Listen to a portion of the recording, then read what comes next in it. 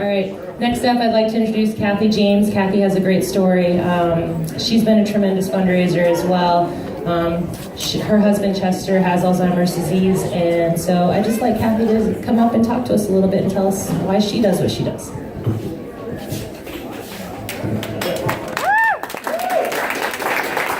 am not really good at fundraising. I was lucky enough that there's a lot of people that love Chester and love what he's given to them.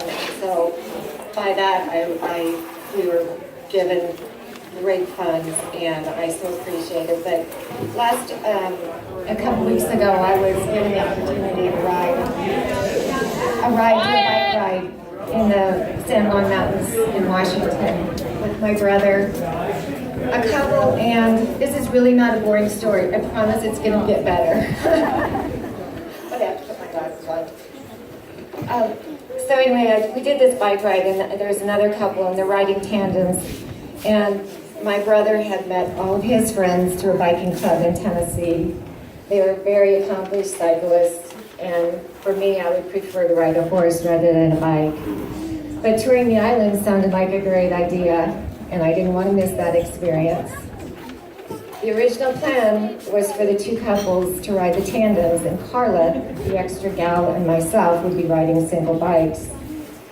However, I worried about it being too slow because I didn't have my horsepower, and they were very seasoned cyclists. They are not bike riders, they are cyclists. Bike riders ride motorcycles, cyclists wear spandex. So as we headed to the local bike shop to check out our new rental bikes, it occurred to me that they might have another tandem that I could ride with Carla.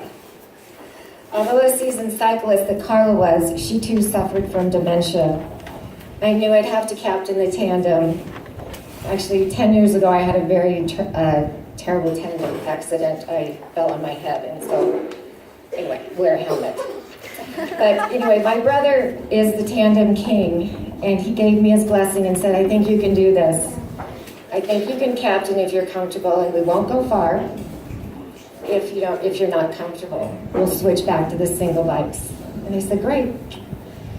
So as luck would have it, yes, they had a tandem that Carla and I could ride, and it fit us perfectly. Carla and I took a few short spins, and I was comfortable and controllable on the tandem.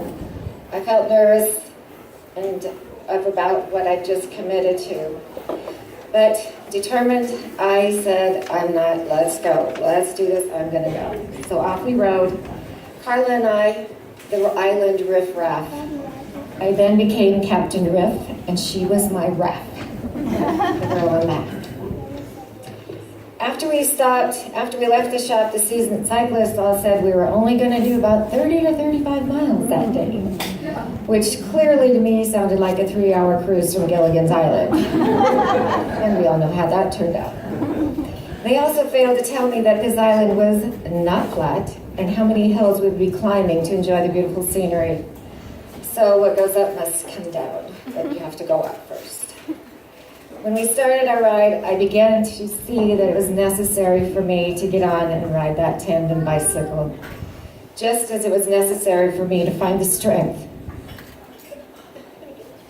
to care and live with somebody with dementia. As Carla jumped on the back seat of that bike, it was my job to hold on to that bike and balance her, and then to balance myself on the seat and start pedaling. That moment felt like the time you realize that that person you have had in your life used to balance you, guide you, and motivate you was no longer that person.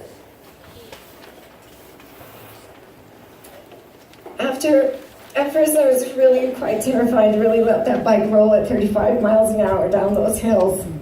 And it was at least 35 miles an hour. It was out of my comfort zone, nor was publicly talking about my husband's dementia. And thinking I was maybe overly sensitive about his forgetfulness and change. As Carla and I kept riding and feeling more comfortable on the bike, it became a lesson of what it's like to have someone behind you, a stoker, if you will. We all have a stoker. It's our support group that keeps us going. Up those hills, when you just say, I can't do it, your stoker says, we've got this. I will help you dig in.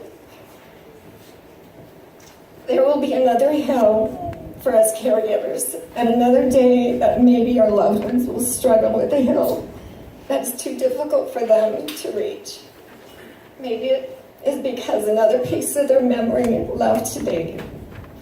But just maybe the next hill somewhat, it won't be so hard. As we fly down that hill, stay off the brakes and try to appreciate the good days. Those moments with family, friends, and our happy memories from the good days and the past. As many of us ride this tandem bicycle ride of dementia with our loved ones, know that it's okay to ask for a stoker.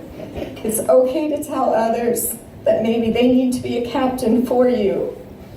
We are all in it for the long ride. There are too many hills yet to climb to go it alone. As I mentioned, Carla, my stoker, also suffered from dementia. Riding bikes is her safe and happy place. She may not be able to have found her purse or know if she said cheers at happy hour, but she certainly knows how to tell me when I needed to shift to granny gear. What is granny gear?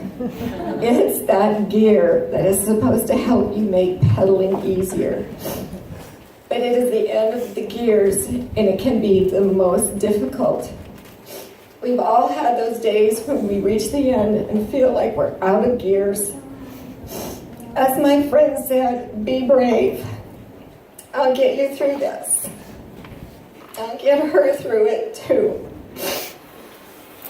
On September 24th, as Captain Rip, I will walk with and for my first captain and husband, Chester, James, and for my friend and stoker, Raph, Carla. Alongside me will be many stokers that have continued to give our family those long, never-ending hills that are yet to be climbed. Just keep pedaling. Oh.